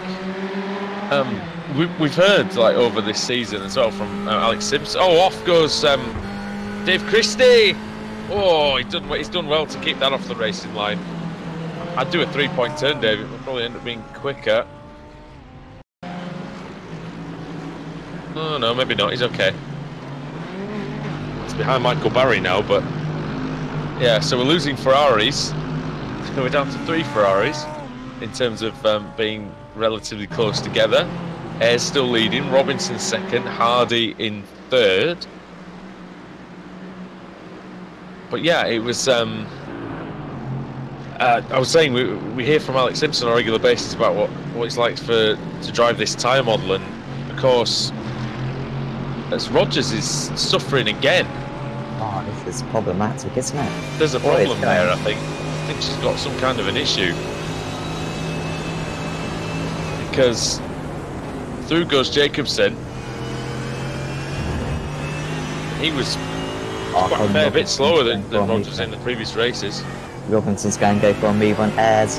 Down to the inside goes Robinson. This is for the GTE lead. Should be able to make it very tight into turn 1. He's going to go for a big cutback, David Ayres, but he kind of misjudged it a little bit. Just couldn't cut it back quickly enough. Sometimes I don't know what David Ayres' setup's like, but I know sometimes racing on a single monitor, like what I do, you don't always know where the other car is in those cutback situations. So it's tough to know exactly when to swing back into the inside. But yeah, the way Alex describes the time model, obviously, if you get the get any sort of sliding, the heat just escalates and you can't really cool it down. So I wonder if Rogers has had a moment on lap 1 or lap 2, and then she just hasn't been able to recover the tyres, because she's back past Jacobson again now, but she's not lapping quickly.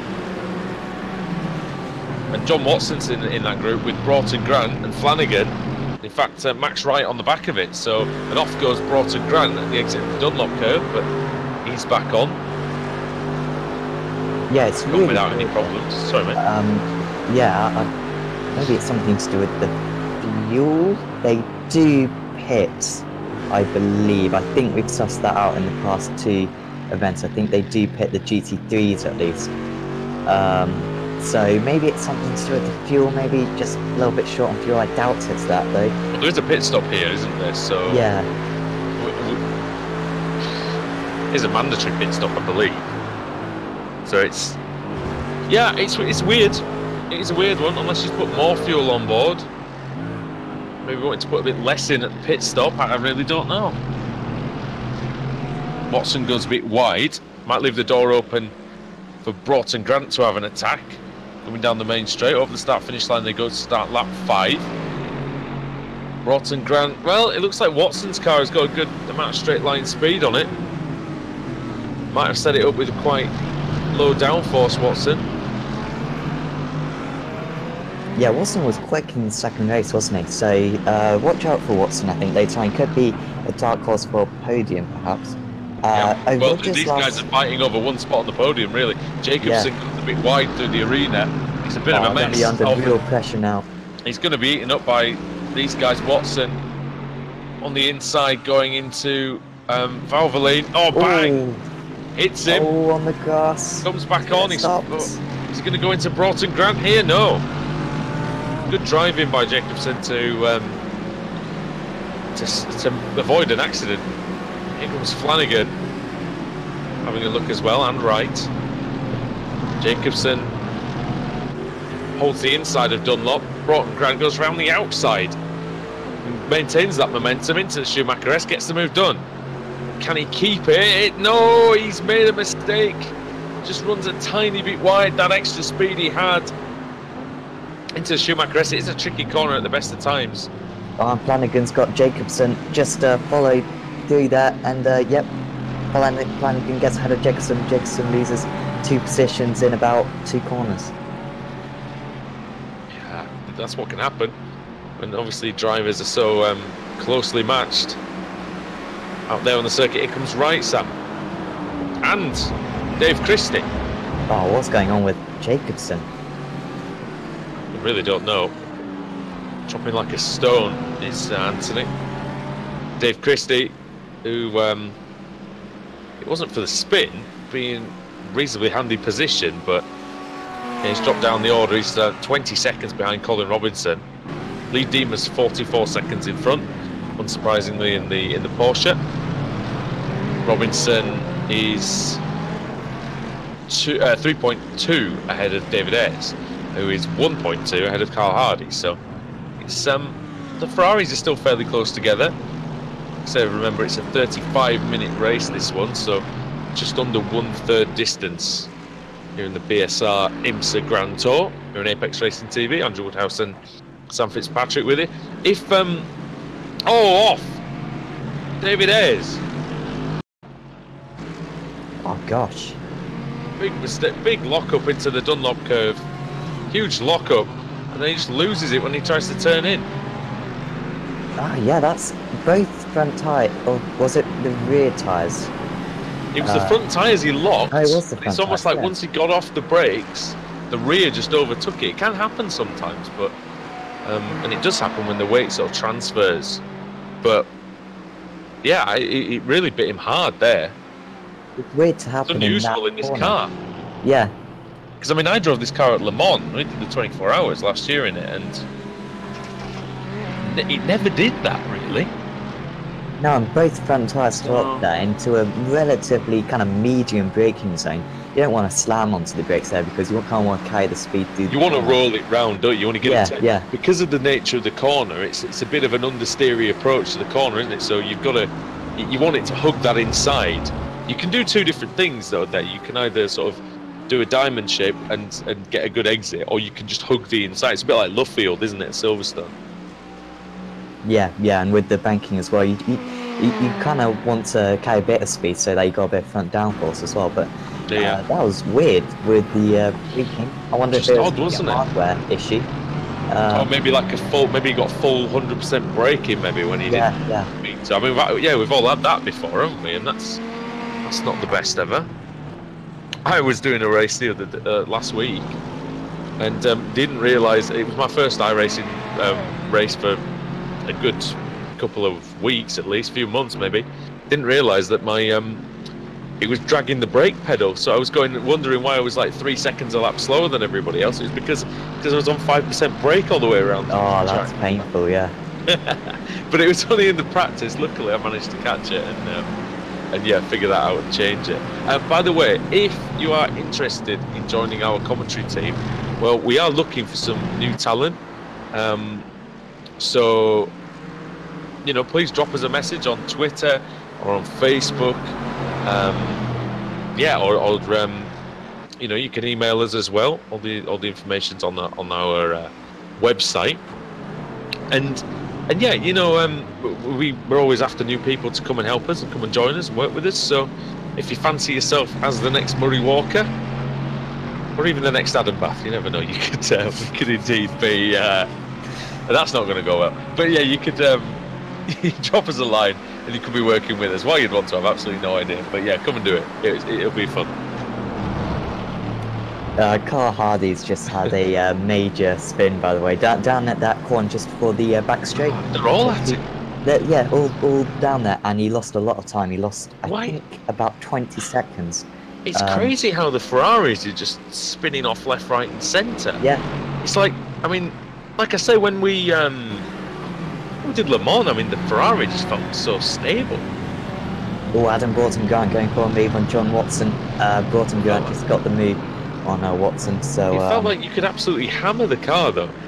Yeah, yeah. And nothing would ever... Occasionally you got a bit loose through the fast stuff, but... I mean, not in corners like that, you know? And that's going to be down to the low downforce, isn't it, around Le Mans? Of course, you need the straight line speed, so you're going to run on minimum wing. So I mean, it was beautiful around through here, the of fast corners, course. but I'm on about oversteer, though. You know, oversteer in the fast corners, you know, that was the only real problem you'd have. In the slow stuff, it was just planted, and I don't really, you know... I mean, we did lose it a couple of times under braking. Like at Indianapolis, we lost it. Adam did. I'll blame him. He lost the rear at Indianapolis, but that's almost just because he didn't really brake in a straight line. So it was, yeah, it's just odd to see these little incidents and people completely losing. It's not like they're even having much of a chance to save it, is it? They're just losing all grip. Yeah, it's kind of turn in and then very quick Turn in, the bang, rear end it's just gone. goes, yeah. Really odd. And yeah, like you said, a lot of issues under braking as well. It's odd for this car, like I said. I mean, I can't speak for the GT3 version because I haven't driven it, but it's quite odd for the GTE version. I think Hardy's just been for another excursion actually, and that's at the same corner, would you believe? Yeah, just saw that. Yeah. Yeah, same corner going off onto the runoff area. So, but again, it could be the tyres. He could have just cooked the tyres.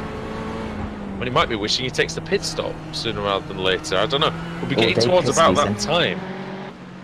Yeah, you called it. Dave Christie's coming to the pits. Here he comes then. Christie, car 64. He was sat in 3rd in class in the Ferrari, 10th overall. Comes in, hits his marks. I reckon it'll be a fairly quick stop. They're not going to have to put a lot of fuel in this with only 20 minutes. 20 minutes to go. Yeah, they probably won't change the tyres. 1 or 2 might opt for tyres just purely because, well, if they've destroyed them, they might opt for them. But yeah, as a general rule, it's going to waste a lot of time taking them. Christie is through. He's out of the pits. Oh yeah, Wright and Hardy and Jacobson as well. Wright's had a big issue by side for a little while. Wright's got a lot of damage on his car. I'm not sure where he's picked that up. Oh wow, the big Barry's got past Hardy, so. Jacobson is Wright spun, and Jacobson's gone smashing into the side of the Ferrari, of the Audi, sorry, and also Carl Hardy got involved in that as well. Yeah. So Wright spins the Audi round in the arena, and that's on the way. Oh, on the way into 3. It's really unusual to lose it there. Well, it's one of the strangest meetings I've ever seen for like spins like that, you know? Yeah, yeah. It's not a place you really ever lose grip.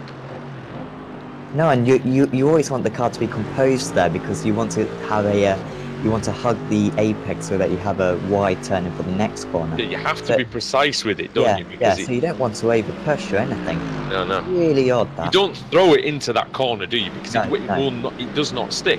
But Wright didn't look like he threw it in at all. Like he just turned in as normal and bang it. You know, he's a goner. Bang, and the Audi is gone, you know? Kimberly Rogers is defending from Adam Broughton Grant, by the way. Kimberly has improved her pace, but Adam Broughton Grant's really showing what he's about. He was the fastest GT3 out there on that last lap. And now right on the tail of Kimberly down the inside into this S section, and Kimberly's going to learn how it. So, yeah. But it's still a good move by Broughton Grant. Yeah, Rogers does not have the pace that she had in the first, in the second race. It's like she's back to her race 1 pace again, where she wasn't at the race. She wasn't really at the races in race 1. But yeah, race 2, she was very quick, arguably the fastest Mercedes, and yeah, it just seems to have fallen away a little bit. John Watson's just a couple of seconds behind these guys. Flanagan's just a couple of seconds behind him. So yeah, I've been impressed with Flanagan holding on as well as he has done, given the fact that he was about 2 seconds slower in qualifying. And we're back side by side again, and nearly with Rogers and Broughton Grant. Oh, that's really close. That's squeaky bomb time, Sam. That is. Oh, it's once again as well. Down the inside comes Rogers. Broughton Grant's going to try to hang it around the outside. Oh, nice. And yeah, Rogers just a little bit cautious there. He was very late on the brakes though, Broughton Grant. Yeah. And he had to be as well, because he was on the outside. He was knackered, he didn't brake late. But yeah, Rogers, I mean, she probably realises she's having a good meeting, a decent meeting at least. And maybe it's sensible to, you know, just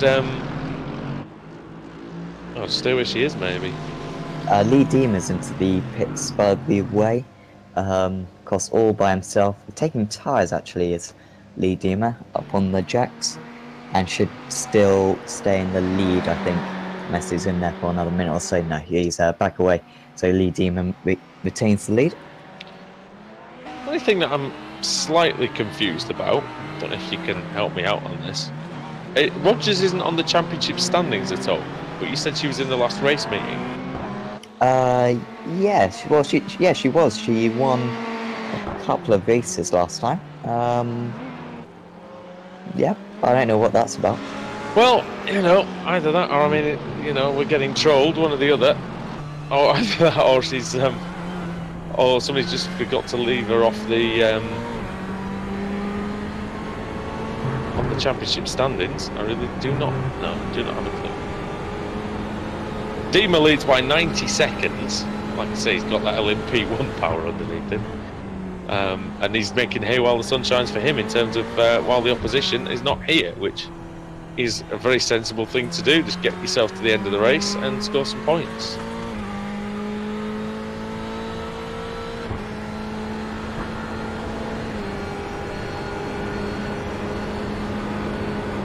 Carl Hardy just closing in on Mick Barry at the moment, about half a second between them. And Hardy's was half a second faster than that last lap, and actually going to have a run here is Carl Hardy. This is the battle for the last spot on the podium for the GTEs, and Hardy closing in, maybe a chance into turn one, not quite close enough. Barry just defends a bit, and Barry a little bit deep there, and maybe a chance opening up for Hardy, not quite. Sam, I just need to nip out of the channel for 1 minute, I'll be back. Okay, yeah, that's fine. So we'll carry on with this battle for, with Carl Hardy, just following Mick Barry. Nearly loses the rear end, but just about sort it out between themselves. Kimberly Rogers still staying close to Adam Borton Grant, about half a second between the two of them. Potentially coming into the pits soon, but it's hard to tell really. But yeah, Kimberly just keeping an eye on Adam, and yeah, that was actually at Kimberly's fastest lap of the race that last time round, so those concerns we had about her pace seem to pretty much be erased. Yep, that's fair enough, isn't it? And Broughton Grant still in third in the class. He's had to fight hard today, hasn't he? Really, Broughton Grant for everything he's had, and very unlucky really to get caught up in all that nonsense in race 2. Race 1 he was right in the thick of it as well. Warmingham going along nicely in second place in the class. Just done his fastest lap of the race. It was invalid, but it was faster than his previous best. It was a 1:52.330. David Ayres is very slow coming into the pit, so I think maybe run out of fuel, but really was coasting pretty much on the entry to the pits. You know what I think he's done? What's that? I think he's put the limiter on too early. Maybe, yeah. I think he could have put the limiter on. Let's have a look. Did he run out of fuel?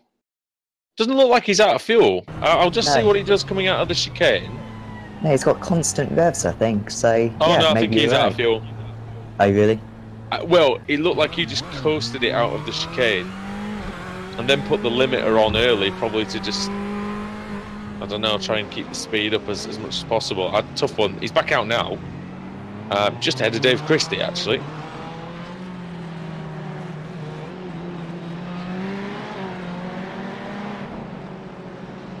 So yeah, he probably did just run the tank a little bit dry. Warmingham's only 3 seconds behind Clark now. 53.0 for Warmingham, 52.6 for Clark. So Mercedes drivers looking good here for a 1-2 finish. Third Mercedes in Broughton Grant in third. In fact, the only non-Mercedes is Max Wright, and he's down in 13th place overall. We haven't really spoken about Colin Robinson very much in this race. 50.3 that last time round. It looks like he's just enjoying himself out there, getting some good laps in, and seems to be going along fairly well. He's got maybe a slight bit of damage on the right hand side, but apart from that it's looking pretty good for him, really. Yeah, he made that mistake in race 1, didn't he, which cost him the race victory to, I think it was David Ayres who won that first race, but dominant in the second race. I think he won by about 20 seconds. Was it Hardy who won, wasn't it, I think? Oh yeah, it may have been, yeah. It was Hardy that won race 1, wasn't it? But yeah, and then... yeah, you're right. The point stands that he was in the lead, and he did cock it up, but I don't think there's going to be any cocking up this time. On April Fool's Day, I don't think he's going to make a fool out of himself again. Again, we said that we thought that last time as well, though, didn't we? But no, he's doing a good job, Robinson, and the lap times are very consistent. Just having a look at his laps, the last 7 laps have all been within half a second of each other, so looking very good. nice and easy. He's not really had a challenge in this race, to be honest. All the other Ferraris have basically all been off or just slow. He was helped a bit by the reverse grid, though, wasn't he? Kind of put him, it separated him from them. Well, no, it didn't actually, did it? Because they were all together at the front. But then one dropped off, another one dropped off, and bit by bit, he's managed to get a big lead. He hasn't been into the pits yet, and that statement will still stand as he carries on. So he's going quite long, is Robinson, but that will mean, of course, Sam, as we say every time, that will mean he has to put less fuel in the pit stop, so it should make it a bit quicker. Yeah, and he should have at least half a minute clear, I think, of... I think it was Carl Hardy who was following him in second place. He was about 20 seconds behind, as we saw, had those fuel issues, we believe, on pit entry. So should be way clear of Carl. And yeah, should just be able to cruise home. At the moment, there's not really any major battles going on. GC2s are just separated ever so slightly. Roger's just fallen a little bit away from Ports and Grant, and we can't just wait for the pit stops perhaps to close it all back in again. Yeah, it will close up, but how much we don't know at this point. It's going to be interesting to see what we get anyway. So yeah, let's have a look then. Close-ish battle, John Watson and Jim Flanagan, just a couple of seconds between them, so that could still change in the last sort of 8 or 9 minutes. The Warmingham-Clark battle is pretty static between the teammates, so... Warmingham's closing in a little bit. It was at about 3.5, it's down to about 2.2. But you're right, I don't think it's going to set a light right now. They're both lapping about the set. The last few laps have been very similar. Yeah, very similar lap times. But Warmingham's giving it everything. And yeah, it's good when we see drivers like Clark and like Warmingham who've thrown themselves into a few different series and really committing to the league. David Ayres league off. Schedule. David Ayres is having off. A bit of contact as well. He was fighting with Dave Christie. And that he's just lost it. Just lost the rear again, and that is coming through. That's coming through the Valvoline curve into the Ford curve. He just drops it on the exit. That's even weirder than. That's even weirder than all the other ones. He's going through the corner. He gets through the corner fine. And it just goes. Did he just get on the white line? Did he? Oh! And there's Mick Barry, he's gone. He was chasing after Hardy. Oh no, that was after Ayres. After Ayres had had his spin. Ayres moves over and Barry's on the grass. And I wonder if Ayres even knew he was there. Because that kind of looked like he was just taking his normal line, really. Yeah, I don't think he had a clue he was there, mate. I didn't see that one actually. What one was that? Barry and Ayres going into Michelin. Right. He was like, if you look at how David Ayres' car was behaving. It doesn't even look like he changed anything. Yeah, you're right. It's like he didn't have a clue he was there. Yeah, I don't think David would want to run off a competitor like that. So, well, no, because he just kept his car in the same trajectory and whatever. So it didn't look like there was no sudden. There wasn't even a reaction to the fact that Barry was there. He may take a penalty for it, but it certainly wasn't. It certainly wasn't intentional. Yeah, I think that'd be harsh, to be fair. But yeah, just unlucky, really. It was Barry who lost out there, wasn't it? I think you have got to say that even if you didn't see him there, though, you have got the tools available. You have got your relative screen. You've obviously got your mirrors as well. you should really be at least aware of someone being close to you. especially through Schumacher S, because I know it's one of my fairly weak parts of the track on iRacing, and I'm always looking in my mirror through there because I know that somebody's going to get close. You know, I don't know. Yeah. I don't know if I think that's the only reason that I personally might give a penalty, just for the fact that you should really know where the other cars are. Luke Clark and Richard Warmingham. Yeah. Warmingham's got ahead, so Luke Clark has lost the lead to Richard Warmingham in the pit stops. And yeah, Richard with a 3/10 faster pit stop, but he's gained about 3 seconds in the pit sequence. It's that outlap, isn't it? Yeah, must be. It's the outlap that's done it, and he obviously nailed it, Warmingham. Usurping Luke Clark. And now Clark's got it all to do. And with a... well, we're just... left it very late, didn't he? Come in. Pushing the mandatory pit stop window as far as it will humanly go. Just got about three laps to go, maybe 4. It won't be just 3. Lee Dima crosses the line to start lap 19 here at the Nürburgring. BSR IMSA Grand Tour, Andrew Woodhouse, Sam Fitzpatrick, Sam Kumo on the cameras. And yeah, it's been a good meeting. I've really enjoyed it tonight so far. It's not quite over yet. We've got a couple of races to go. Lee Dima leads by a lap. Now, normally someone leading by a lap would be quite noteworthy. He is the only LMP car out there tonight, because the other 6 who've already been in the series haven't turned up tonight. So, but Lee's dutifully getting on with the job, and he hasn't actually made any. To be fair, he hasn't actually made any noticeable mistakes, Sam, either. Not that we've seen.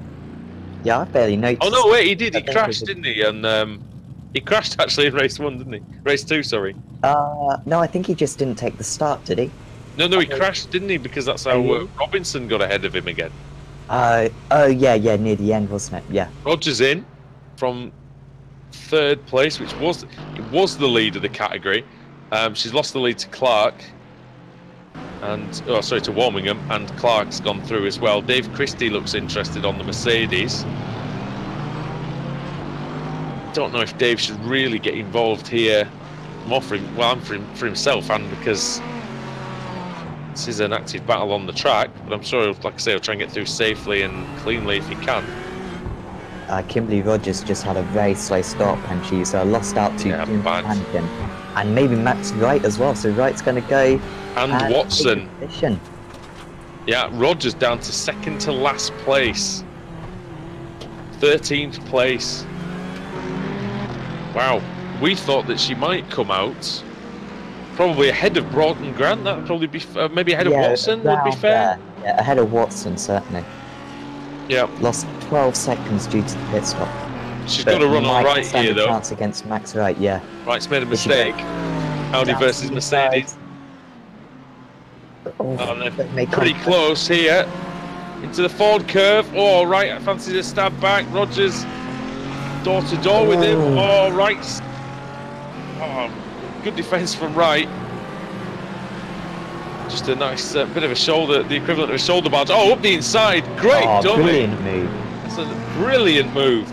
The inside into Dunlop curve. Kimberly Rogers takes Max Wright and takes the position in fine style. Brilliant move there. Can Wright come back into the Michelin curve? I wonder. He's got the run, but he's not got enough of a braking area to get alongside the Mercedes. So that's one of the better moves I've seen in a while. And especially at Dunlop curve, that's not an easy one to pull off. Ask Michael Schumacher and Juan Pablo Montoya about that. Yeah, absolutely. Really did just force it down the inside, didn't she? And Dave Christie's through on. Dave Christie's through on Clark. So that kind of means now that it's like what you said earlier on. The reason why I was interrupting you is because I want to bring back to your point from earlier. Now Clark can use Christie to try to just get an opening, get a small chance. Yeah. But the problem for Clark is that as long as Warmingham stays ahead of Christie, there's no chance for Clark because there's a car in the way. So last lap, I think, possibly for Dima. I think Christie's going to get Warmingham actually down into Dunlop curve down the It's inside. risky on the... Oh, no! No, Oh. Dave, no. Ah. That's bad luck for Warmingham, that. Oh, here comes Broughton Grant. It's Broughton Grant going to Oh, get and it's going to be... Yes, it is. Oh. And that just wasn't well judged at all, I'm afraid, Dave. But, well, that's left Luke Clark out in front. He's going to take the win. We're not... Lee Deemer on his final lap. He's at the Dunlop curve. Can I hear somebody spinning or crashing in front? Somebody really locked up going into Dunlop. Somebody's blown the engine. Yeah, somebody's blown the engine. Might have been some more contact up ahead, actually. Was there? Oh, there's contact between Flanagan, Ayres, and Barry. I think they all managed to hit each other there, Sam. Yeah, I'm just rewinding to see what happened there. Oh yeah, I'm just watching. Oh, that's incredible. Just a bit of a mess at the Dunlop curve, Wow. wasn't it? Well, Lee Deemer is coasting to victory again. I know he's the only one out there. We've got to give him the credit, though. He deserves. He's kept it on the track. He's not hit anybody. And he's coming through the final corner. And the checkered flag is going to wave once again for Deemer. So, obviously, he wins 3 races tonight. And he'll be still happy with the points. And he'll still be happy and hopefully get some good competition next week. Colin Robinson. Now, he's going to be a bit more satisfied than probably Lee Deemer is after this one, because he's had to fight quite hard for his race win. Robinson just has the chicane and Coca-Cola curve to come. Try and say that quickly. 5 times fast. That's going to be a difficult one. Robinson through the chicane into the last corner. And assuming he rounds it well, which he does, Colin Robinson in car 77. He's going to take the win here for the GTE class. Luke Clark, well, what can you say about Luke Clark's day? Been eventful to say the least. And, well, after a collision, I mean, in fairness, they were battling for position, Christie and Warmingham, in terms of the overall race, but in terms of the classes, well, kind of wrecked Warmingham's day. Maybe robbed us of a battle for the race win in that category, but in the German GT3. But Luke Clark coming through, final corner, Coca-Cola curve, and the Borat Racing driver is going to take race victory here in race 3 at the Nürburgring. And it's going to be Adam Broughton Grant who leads home Warmingham. 2nd and 3rd for them in the class, 4th and 5th overall. Dave Christie does finish 6th, an eventful 6th for him. Carl Hardy in 7th, and that completes the podium for the GTE class. John Watson in 8th. Michael Barry in 9th, just ahead of David Ayres. Jim Flanagan is in 11th. 12th is Kimberly Rogers. And Max Wright in 13th. Anthony Jacobson is going to finish in 14th place, Sam.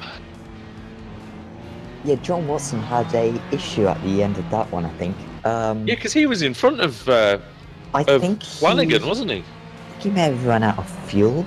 But that bashing sound I was saying earlier. No, he hasn't run out of fuel. I don't think he's... He didn't cross the line, did he? He did. Oh, did he? Oh, no, wait, no. That was the previous lap. Sorry, I'm looking at the wrong lap. I just went back to the previous lap that he finished. That was lap 19. Let's have a look. Just going through the Schumacher... Well, after the Schumacher S is where it starts. Oh, yeah. Yeah. And, of course, it's uphill.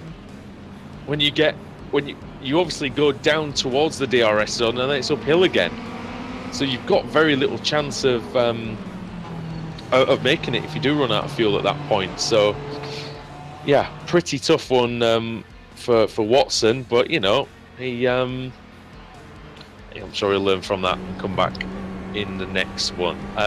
Right, that's just about all we've got time for here tonight, ladies and gentlemen, from the BSR Grand Tour. We'll be back tomorrow evening with the World GT Championship, and then the Ritmatech Sports Car Series, the BSR MX-5 on Tuesday night. Thursday night sees the return of the British Sim Racers Touring Car Championship. And then Friday night, AOR Formula Renault. And Saturday is Euro V8s at Bathurst. And then Sunday is this one again. So there you go. That's the week planned. We hope you can spend most of it with us here on Apex Racing TV. But from myself, Andrew Woodhouse, from Sam Fitzpatrick and Sam Kumo, it's been a great evening's racing, and we look forward to the next one. Good night.